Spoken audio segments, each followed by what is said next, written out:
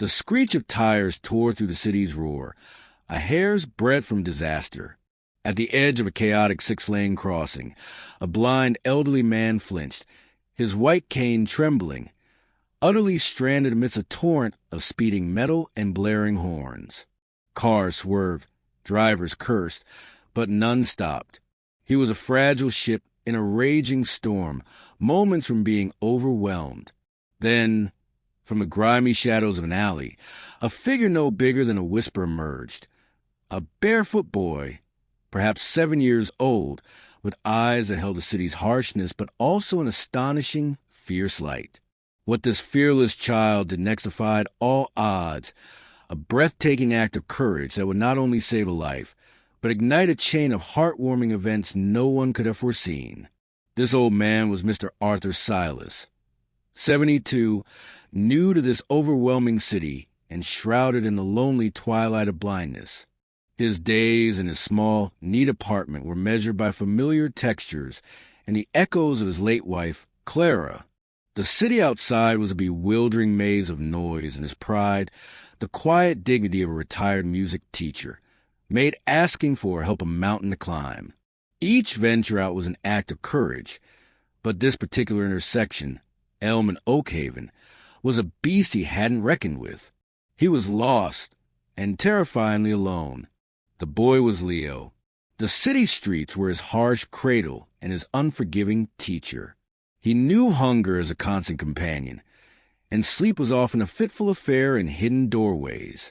His small, callous feet knew every crack in the pavement. His sharp eyes missed nothing. A dropped coin, a discarded crust, the subtle shift in a stranger's demeanor that signaled danger or, rarely, an opportunity.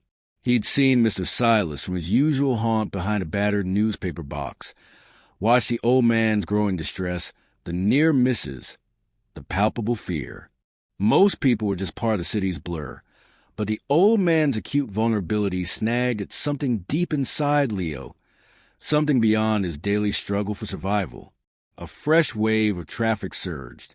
Mr. Silas, disoriented by a particularly loud truck, took a faltering step off the curb. A horn shrieked in fury. Leo's heart leaped into his throat. He knew that crossing. He'd danced with death there 100 times. But the old man, he'd never make it. Every instinct screamed at Leo to stay hidden, to protect himself. That was the law of the street. But the image of Mr. Silas, so exposed, so utterly helpless, pushed back against years of ingrained caution. A different instinct, fierce and protective, flared. He looked left, then right, his gaze darting like a hummingbird, calculating the fleeting gaps. It was now or never. With a gasp of air that barely filled his small lungs, Leo shot from his hiding place, a blur of ragged clothes and desperate resolve. He didn't shout. He didn't hesitate. He reached Mr. Silas just as a taxi swerved, its bumper inches away. "Here!" Leo's voice was a small, urgent puff of sound, yet cut through the old man's panic. His surprisingly strong, calloused hand grasped Mr. Silas's arm. Mr. Silas gasped, startled. Who is it? What's happening?" His free hand shot up, warding off the unseen. "It's Leo. Hold on tight." Leo didn't wait for an answer. He tugged, gently but with undeniable command. "We go now." And he plunged them both into the roaring river of steel. For a few heart-stopping moments, they were the eye of a metallic hurricane. Horns blared a furious symphony around them. One driver, red-faced, yelled something unintelligible. But Leo was a tiny, focused general, weaving Mr. Silas through the chaos with a skill born of 1,000 street-level negotiations. "Step up now, careful, almost there." His voice, though small, was a lifeline. They stumbled onto the far sidewalk. Mr. Silas breathless, leaning heavily against a lamppost, his chest heaving. Leo, his own heart pounding like a trapped bird, instinctively stepped back, ready to melt into the anonymity of the city as he always did. "Thank you," Mr. Silas panted, his face pale but etched with profound relief. Child, your name? I owe you my life. He reached out a fumbling hand. Leo, unused to such directness, such raw gratitude, shuffled his bare feet. Leo, he mumbled, it's a bad corner. Gotta be careful. And before Mr. Silas could say more, before the city could truly register his presence, Leo vanished, leaving the old man clutching the lamppost, the terrifying crossing still replaying in his mind, but now overlaid with the astonishing memory of a small, fearless hand. The next day, Mr. Silas approached the dreaded intersection of Elm and Oakhaven with even greater apprehension. The terror was still vivid, but so was the memory of Leo's calm guidance. He stood at the curb, listening, his cane sweeping, wondering if the boy's appearance had been a singular miracle. Then a small voice, a little clearer this time, said, "Mr. Silas? It's Leo. Ready when you are." A wave of warmth and relief washed over the old man. "Leo, yes, my boy, if you are willing." And so their unlikely ritual began. Every afternoon, Leo would materialize in the urban landscape, a silent guardian angel in ragged clothes.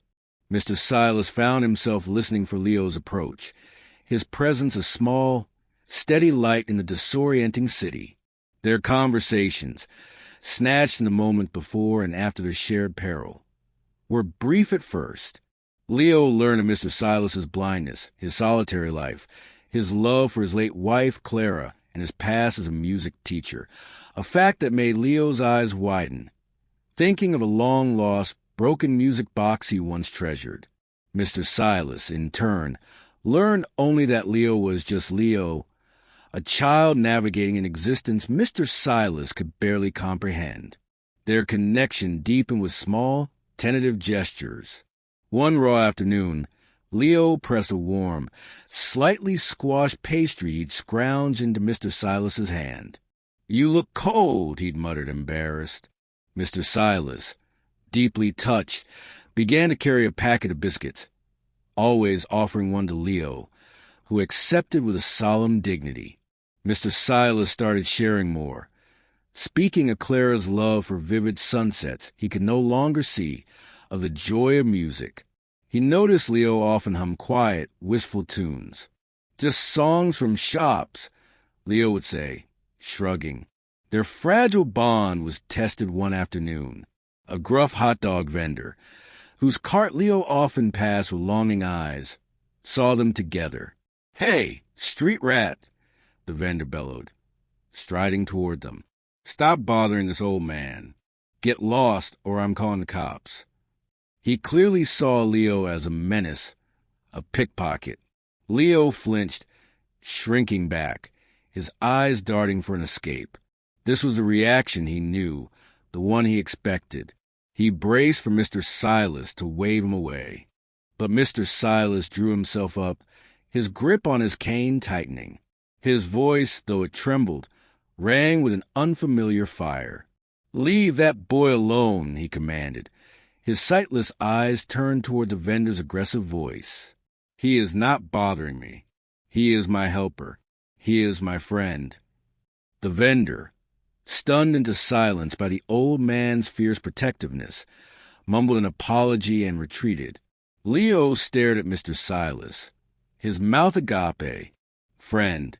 No one had ever called him that. No one had ever defended him. A powerful, unfamiliar warmth flooded his chest, so intense it almost ached. Mr. Silas, sensing the boy's unspoken emotion, reached out and gently patted his shoulder. "Thank you for always being here, Leo," he said softly. The noisy, dangerous intersection had, improbably, become fertile ground for profound friendship. The rhythm of their meetings became a comforting melody in Mr. Silas's solitary life. He found himself looking forward to Leo's arrival, to the brief, shared journey that was about so much more than crossing a street. He noticed the keen intelligence in Leo's observant eyes, the innate gentleness that belied his harsh upbringing. One afternoon, as they waited for traffic, Leo was humming a particularly sweet, simple melody. "That's a beautiful tune, Leo," Mr. Silas remarked. "Where did you hear it?" Leo looked down. "Dunno, just around. I had a little music box once. It played something like that, but it broke." A music box. Broken. A pang went through Mr. Silas. He thought his own grand piano, draped and silent in his apartment. And then a memory, sharp and clear. Clara, her eyes bright with earnestness. "Arthur," she'd said years ago, as they discussed their affairs, "I've set up a small trust. Clara's wish, I'm calling it, for a child, if we ever find one. A truly special child, one who needs a helping hand to let their light shine. Promise me you'll look for them." At the time, it had seemed a lovely, whimsical idea, but utterly improbable. After her passing, he'd forgotten it, lost in his grief and the encroaching darkness. But now, standing beside the small, courageous boy who hummed forgotten tunes in face-down city traffic for an old blind man, Clara's words echoed with stunning clarity. A child who shows a special light. Could this be what she meant? That evening, Mr. Silas didn't just make his tea. He retrieved a dusty folder labeled Clara's Wish. His fingers, trembling slightly, traced the legal documents. It was all there. The next morning, with a resolve he hadn't felt in years, he called a local social services agency and asked for Miss Eleanor Evans, a name a doctor had once given him. He told Miss Evans everything about Leo, the fearless crossings, the quiet companionship, the shared biscuits, the hummed melodies. And then, his voice thick with emotion, he told her about Clara's wish.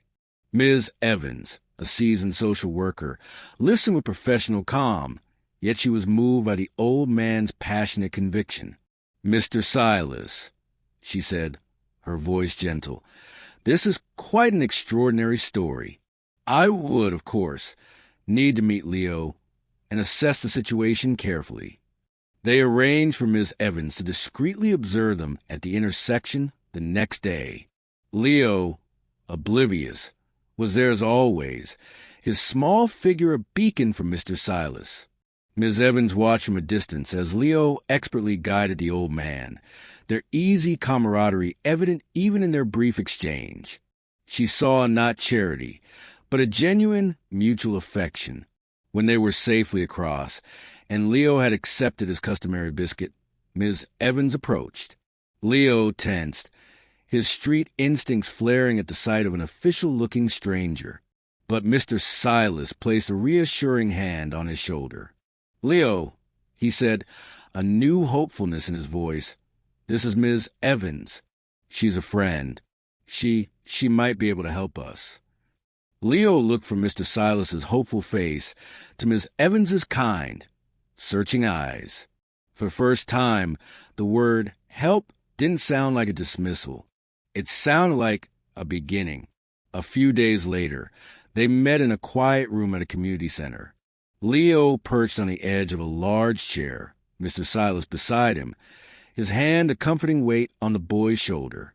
Miss Evans sat opposite, her smile gentle. "Leo," Mr. Silas began, his voice rich with emotion, "Miss Evans and we've been talking. About you, about your future." Leo looked at him, bewildered. The future was usually the next meal, the next safe place to sleep. Mr. Silas took a deep breath. "My dear wife Clara," he said, his voice softening. "She left something behind, a special fund. She called it Clara's Wish. It was for a child, Leo, a child who showed a special light, who needed a little help to thrive." He turned his face towards Leo, his sightless eyes seeming to search the boy's. "Leo, I believe Clara meant this for you," Ms. Evans added softly. "Mr. Silas wants to use his fund, Leo, to give you a safe home, good food, a chance to go to school, to learn and grow." Leo stared, speechless. A home? School? It was a dream too vast to comprehend. Hot tears welled. tracing clean paths through the grime on his cheeks. "But why?" he whispered, his voice a thread. "Why me? I'm just Leo." Mr. Silas's hand found Leo's, squeezing it gently. "Oh, my dear boy," he said, his own eyes glistening. "You are so much more than just Leo. You are brave beyond measure. You are kind. You showed an old blind man there was still music and light in a world he thought had gone dark. You risked everything day after day for a stranger. That's not just anything, Leo. That is extraordinary." He paused, his voice thick with unshed tears. "Clara always believed in finding the hidden goodness in people. You, Leo, wear your goodness like a beacon, even if you don't see it yourself. This isn't charity. This is a gift. From Clara and from me. Because you, Leo, with your small, brave heart, you helped me find my way back too." Then Mr. Silas smiled, a genuine, radiant smile. "And Leo, because of your courage, I found some of my own. I call my grandchildren. We hadn't spoken much since Clara passed, but I told them about you, and they want to see me. They're coming to visit." He squeezed Leo's hand again. "Your kindness, Leo, it didn't just help me cross a street. It helped me cross a much wider, sadder bridge." Leo could only weep then, years of fear and loneliness dissolving in a flood of cleansing tears. He leaned into Mr. Silas's embrace, feeling a sense of belonging he'd never known. Ms. Evans, her professional composure melting into a warm smile, explained that a wonderful foster family, the Watsons, were eager to welcome him. They lived near a good school, had a garden, even a friendly dog. Clara's wish would ensure he had everything he needed, clothes, books, and yes, even music lessons. The following months were a quiet miracle of unfolding joy. Leo thrived with the Watsons, his small frame filling out, his eyes losing their haunted look, replaced by a bright curiosity. He devoured books, excelled in school, and made friends. And every Saturday, he visited Mr. Silas. The old man's apartment was no longer silent. Leo would read to him, and Mr. Silas, his fingers guiding Leo's on the keys of an old upright piano, a new addition, began to teach him music. Hesitant scales gave way to simple melodies, filling the room with a gentle hope. Mr. Silas, too, was transformed. His grandchildren, Sarah and Tom, became regular visitors, their youthful energy chasing away the last shadows of his grief. They adored Leo, listening raptly to his story, marveling at his quiet resilience. The bond between the old man and the boy had rippled outwards, mending families and warming hearts. The city still roared. Elm and Oakhaven still pulsed with chaotic traffic. But now, on the lamppost where Mr. Silas once leaned in fear, a small bronze plaque gleamed. Installed by grateful local shopkeepers, it read, "Kindness crosses all roads," in honor of a small boy's courage and a friendship that changed lives. Leo, no longer a shadow, but a cherished boy with a bright future, often thought back to that first terrifying, pivotal crossing. He had risked his life to save a blind man, but in doing so he had saved himself and had, in turn, helped Mr. Silas find his way back to a life full of music, love, and connection. The echo of blaring horns was now forever intertwined with a melody of hope, a testament to the extraordinary power of one small, fearless act of kindness.